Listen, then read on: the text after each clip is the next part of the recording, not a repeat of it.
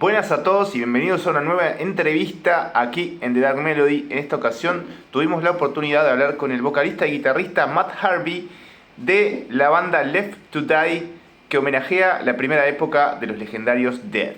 Se van a presentar este 14 de enero en Montevideo. Les dejamos la charla a continuación. No se olviden de suscribirse al canal y activar la campanita para enterarse de todos los que tenemos para ustedes. Y ahora sí, vamos a la entrevista.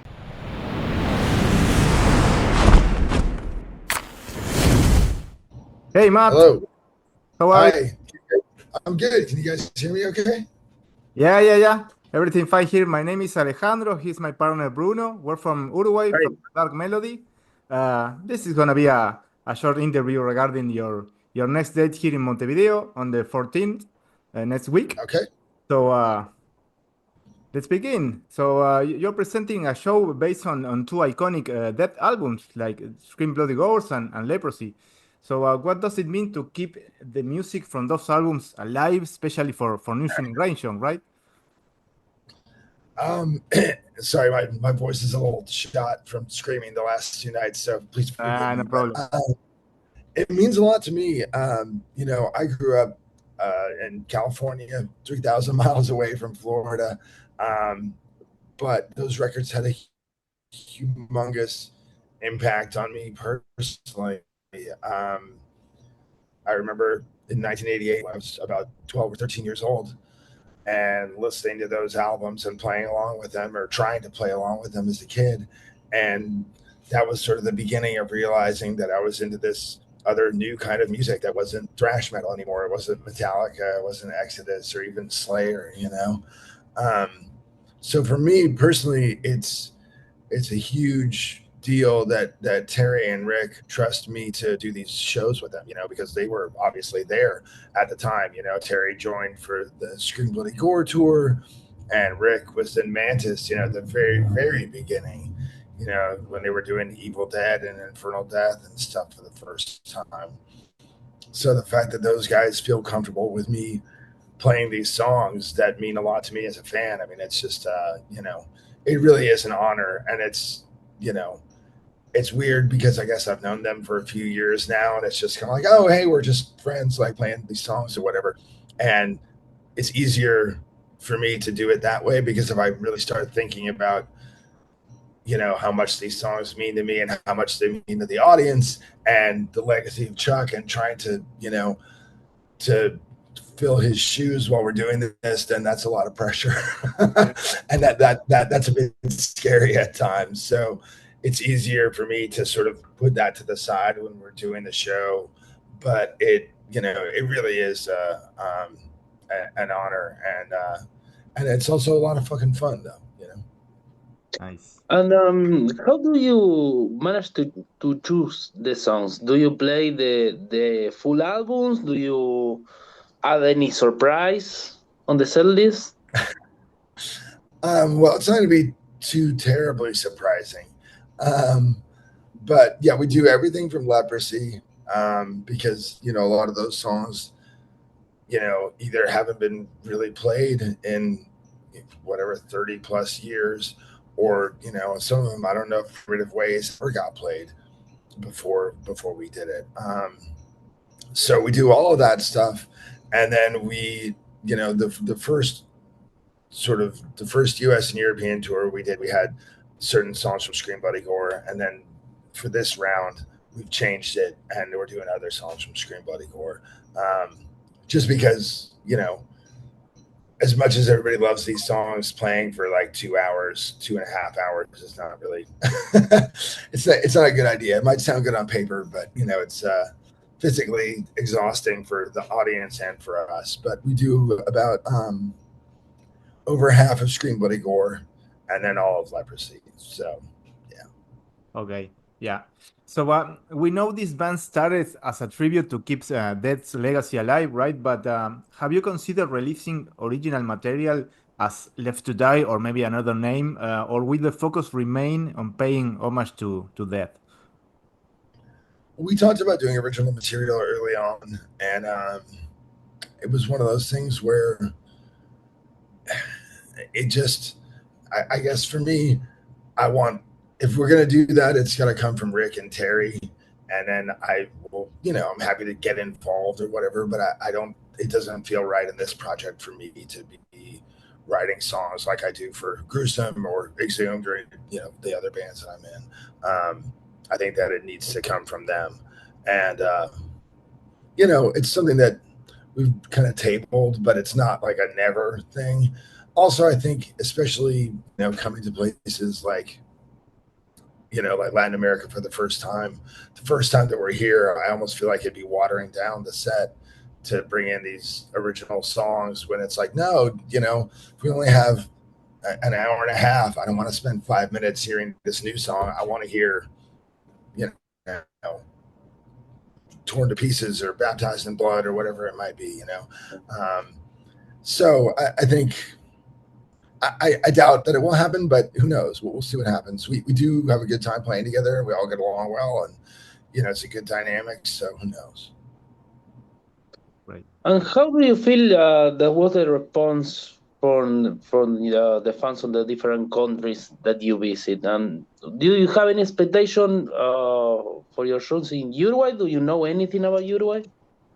I don't really know much about Uruguay. I was thinking on it, and I've only been to South America once before with Exhumed, and we didn't play Uruguay. No. So I've never been there. I'm excited to come and check it out, though.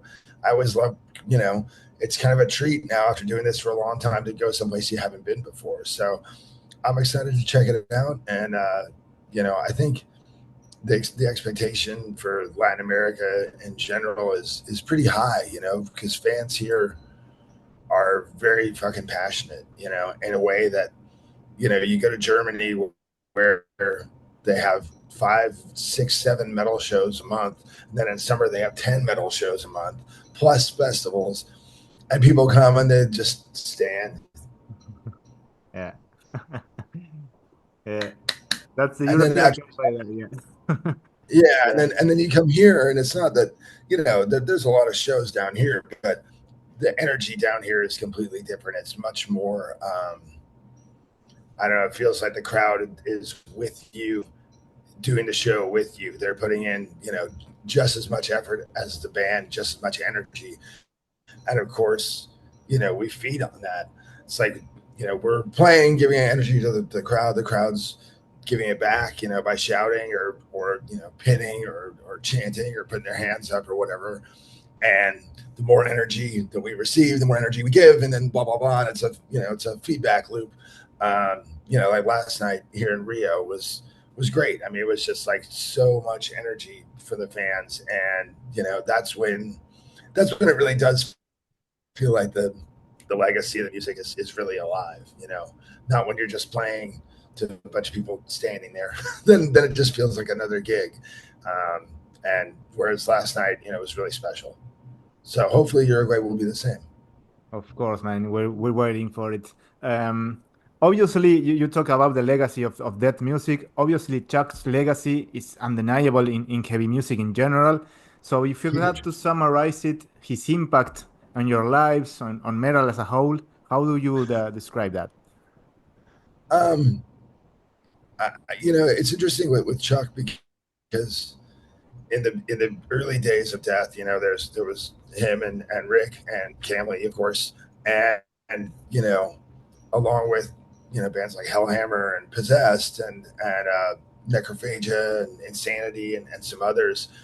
They were sort of putting out this blueprint for what this other style of music could be at the same time while Metallica and Anthrax and Exciter and blah blah blah was going on in one area. These guys were doing something that was a bit different and taking metal in a new direction, and that alone to me is huge. And then where Chuck sort of separates off from the band Death, I think comes a little bit later, where you look at Spiritual Healing and onwards, and you see a guy that was already kind of chafing against the restrictions of death metal, because death metal is you got to have, you can't sing on pitch, you can't make the riffs too melodic, you can't, it has to be unrelenting, whether it's slow or fast or whatever, but it has to be really brutal. and you can see him feeling really confined as early as like 1990, and pushing out against those barriers and creating these other paths for other bands to sort of go down, and even if it's not a direct influence on, somebody like Opeth or whatever, but it showed that you can play this heavier style of music and still be musical and go in these other directions, which is, it's a pretty unique thing because, Chuck, like I said, on one hand, was one of the people making music more evil and more brutal than ever before in the early 80s. And then 10 years later, he's one of the people saying, yes, we're coming from this place of really dark, really heavy, brutal stuff, but we can also branch out and we can be musical and we can, incorporate different time signatures, different kinds of melodies and different kinds of ideas. So it's a pretty unique thing. And, to be able to help sustain that in any small way is really, it's a really cool thing for me. Because like I said, I wasn't in a band in 1988. I was like 12. So I'm just a fan coming at this, and it's a real privilege to be able to be acknowledged by the fans and by the guys, not just Terry and Rick, but it's like with Gruesome we had Sean Reiner play on a song, we have Paul Masvidal on the new Gruesome album that's coming out next year, he does a solo. So to kind of get that validation, not just from the audience but from the people that you looked up to as a kid, that's huge for me. That's really cool. And obviously none of it happens without Chuck. He's the wellspring from which all this flows. Right. We also know you're active in a lot of other bands and projects, like of Correction, Gruesome, Pounder, Scarecrow, Big, etc. So I have two questions related to this. First, how do you manage your time to tour and record and do all those things with all these bands? And the other is if you can give us a brief update on the current activities of these other bands you have besides Left to Die.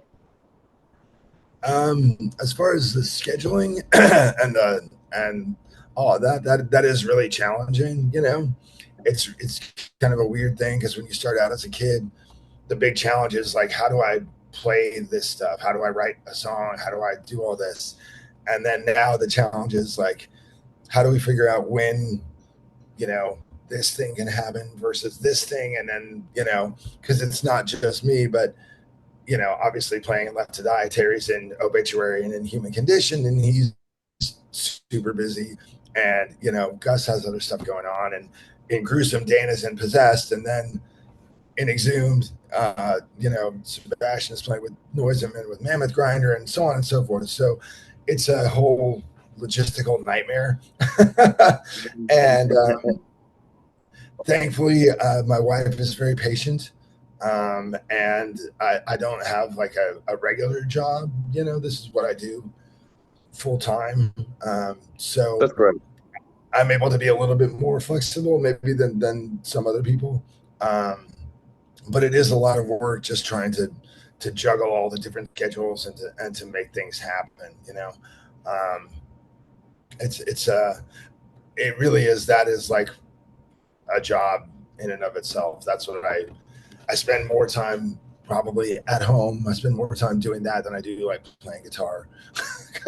unless we're specifically writing or recording, like if I set aside time for that, so it's it's a challenge, but at the end of the day, that's why people have managers and all this kind of stuff, and we don't. So I end up doing a lot of that kind of work, which is not super fun, but I mean, it's, you're working for yourself. So it's not so bad. It's not like going to a factory and, that's what I used to do is I used to just solder parts together in a factory. So it's much better than that. And as far as updates, Gruesome, we finished the record over the summer, like in the beginning of, I think we finished in like September with all the mixing and stuff. And we signed off on all the artwork and everything right before Christmas. So now that everybody at the label is back at work, we should have like an actual schedule for the new album, which has been a really long time in the making. So I'm very excited to get that out. I'm really excited with how it came out, but it just was sort of a long and tortured process to get it there. So that's a good feeling. And, then we're just kind of figuring out what our tour plans will be around the record now. And with Exhumed, we are about to go into the studio. We're kind of at the tail end of the writing process, and we're figuring out sort of when in the next couple of months is going to be the best time for us all to get together, because none of us live in the same city anymore. We're all kind of scattered, so that's the challenge there. But we're projecting to have the Exhumed record out before the end of the year, so it should be a pretty busy year. Great. So this is a question we always like to ask our artists. What kind of music are you currently listening to? Are you keeping up with new releases, or you're more like a classic metal guy, or what can you tell us about it? What do you listen in your songs? I mean, I listen to, kind of all kinds of music. Mostly, I think now what I listen to is like a lot of older soundtracks, from like the 70s through like the 30s and 40s. I listen to a lot of like old R&B and like soul music, like Isaac Hayes or, Diana Ross and, that kind of stuff. As for metal, mostly I still listen to the same stuff I listened to in high school. Classic metal from, the 70s to about like 92 is kind of where I start to sort of get iffy, but I do try to keep up a little bit on new stuff. And there's a lot of really good new stuff. I thought like the Crypt Sermon record from this year was really good. There's like a death grind band from LA called Morgue Breath. They put out a record this year that I really liked, and another one from Portland called Hemorrhoid that I thought was great. The new Mammoth Grinder EP was really good. The new Bewitcher album is awesome. That was one of my absolute favorites. And the Enforced put out an EP this year that I really liked a lot. Basically everything, those guys do, I think is really great. And, usually we find out mostly about newer bands, on tour or whatever, it's like whoever we're going on tour with, and we get a chance to check them out. And, we've been lucky to have a lot of great support from, like Street Tombs and Mortal Wound and, some younger bands and stuff that are really kick ass. And also in my little town, we have a pretty good, like, it's mostly like a grindcore punk scene, which I like a lot. So that's great for me. There's bands like Mephitic Corpse or Necropsy Owner locally that are really good. We have like a DB band called Discrimination that's really good. And a newer band that I don't even know if they have a demo yet. I just saw their first gig. They're kids. I mean, they're like 19. And they're called Groupthink. And that band like really impressed me. So I'm hoping to see good things from them. So, I try to keep up on it as much as I can, but, and I read in America, we have like one kind of heavier magazine, Decibel, and I thumb through it and I will read, articles about bands I like or my friends' bands or whatever. And sometimes I'll come across something new in there, but mostly it's still, the classics. Yeah, but lots of great recommendations you had there, so we're sure to check it. Cool. All right. Well, hey, hopefully you dig it. I mean, I dig it, but I found that my tastes, I don't know, are not the same as most people into metal. Like, I tend to like the stuff that everybody likes, and then most of the other stuff I like is kind of on the opposite side that is very specific. Whereas a lot of the things in the middle, it's not that I dislike it. I'm just like, it's fine. I kind of really come back to it though, And what about the new releases from classic bands, like the new Judas Priest album, like the new Decide album? I thought the new Judas Priest was pretty killer. I mean, they're one of the few bands at that age that is still putting out Yeah. a ratio of like good to filler. Because it seems like a lot of these legacy bands, like as time goes on, you have like 3 or 4 songs that are really good and some other ones you don't care about. And Iron Maiden completely kind of jumped that for me with the last album, which I did not like at all. But the new Judas Priest is still pretty good. I don't think it's quite as good as the previous record, but it is quite good. And like the last Obituary record really like surprised me. Like I knew it was going to be good, but it was like, hey, this is like, wow, like this is pretty kick-ass, So it's I think it's a hard thing for any band once you get 7, 8, 10 albums in, like, because you have to be consistent and you have to kind of, you don't want to change too much, but you have to do something. You have to do something different to like catch people's ear, But like the last Scorpions record, I really liked. Even the last AC/DC album was like kind of kick ass. Like I was really pleasantly surprised at how good it was. So that's always nice, when that old favorite is able to do something cool, after decades. Right. Great. Last question. Once you finish this tour, is there any long-term plans for Left to Die? I think the next thing that we're doing is we're doing Australia, Thailand, Singapore, and Japan in March, and from there, I think we're doing Keep It True Rising rather in Germany, and we may do a few shows around that. But beyond that, I think we'll kind of be at a point where we'll have played most markets. Like we've been to Europe a couple times, we've done the States a couple times. We'll probably go to Canada. We couldn't go to Canada because I had some legal issues with getting arrested years ago that stopped me from going to Canada. It's nothing. There's just a drunk driving. It's nothing. I didn't kill anybody or anything. But now that's the time has elapsed to where I'm eligible to go back there, we'll probably go to Canada. And then beyond that, I think really it'll just be a case of if something interesting comes along, then we'll try and do it, schedules permitting, and we'll just see.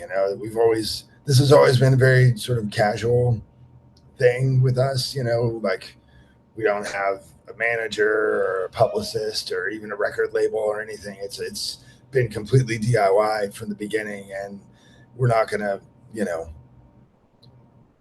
keep going out there year after year and sort of like, here it is again. It's the same 12 songs. Like, we want to play everywhere we can and everywhere that makes sense. And, then we'll just sort of let it ride, I guess.